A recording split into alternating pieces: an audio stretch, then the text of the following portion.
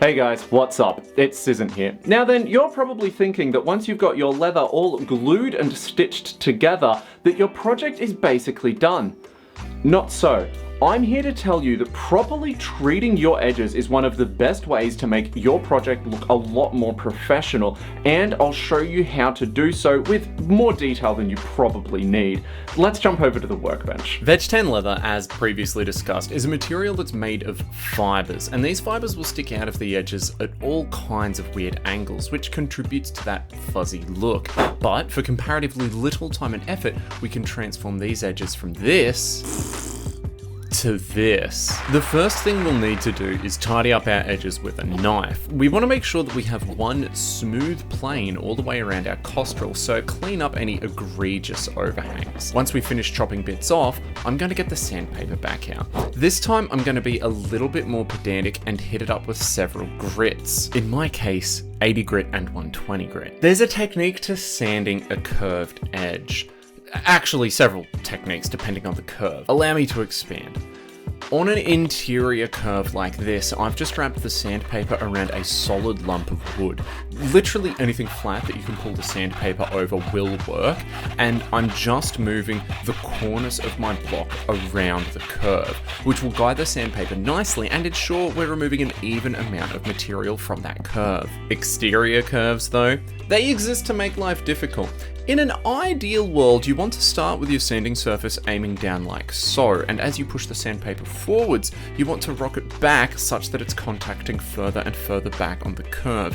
This technique is best accomplished with a clamp, like my stitching pony here, and done properly will ensure that you don't accidentally sand a flat spot onto your piece. The downside of this technique, though, is that it's incredibly finicky and annoying to do, and most of the time, when the camera isn't rolling, I'll just do my best to sand over it with a roughly even motion to address any raised spots, but you didn't hear that from me. Once you've finished sanding your edges, they may be even fuzzier than before, but not to fear. We're now up to the most satisfying sound in all of leathercraft: beveling the edges.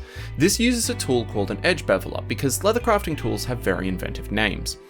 Basically, the only sharp bit is the tiny little blade in the middle of this sort of metal hoof, and the size of the beveler will correspond to how wide that blade is. Simply hold your piece down against a flat surface and run the edge beveler over it with an even pressure, like so.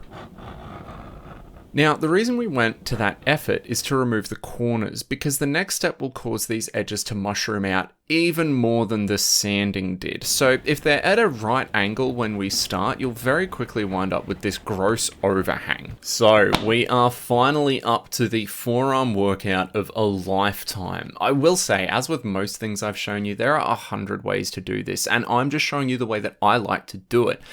And the way that I like to do this part is just to slather the edge in beeswax. If you live in a cold climate and your beeswax is hard, the friction of rubbing it directly will cause it to deposit onto the edge. Once I've got a good amount of beeswax on the edge, I'll rub it firmly and briskly with an edge slicker or burnisher. This is a round lump of wood, and mine has these little indents to allow it to function on different thicknesses of leather. If you notice a bead of beeswax forming down the middle of the edge, which is this little white line here, don't be afraid to use the flat taper part of the burnisher to push that back down. Sadly, there's no trick or golden bullet for this part, you just gotta rub it a lot.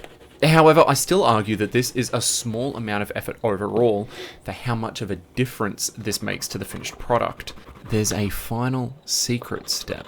Rub it again, this time with a wet cloth.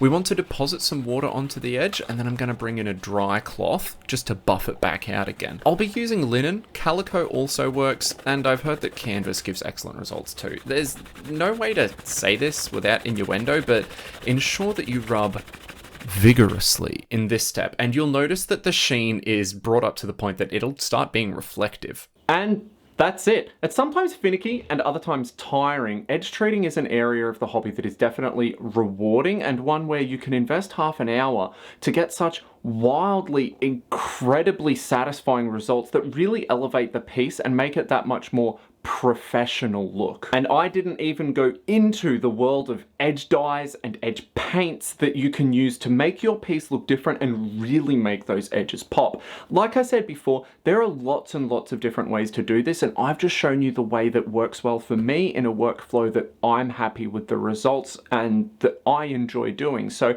if this doesn't suit you, there are definitely other ways that you can treat your edges, and I encourage you to look at it because there's no one right way to do anything. If you thought that we were done with this costrel, you have another thing coming, because I'm still going to tool a design onto the front of this before I then wet form it and waterproof it. So make sure that you're subscribed to the channel for that, and make sure to dislike this video for such a tease of a subscription hook that I just gave you. Alright, you guys, thank you so much for watching. You guys take it easy, and I'll catch you next time.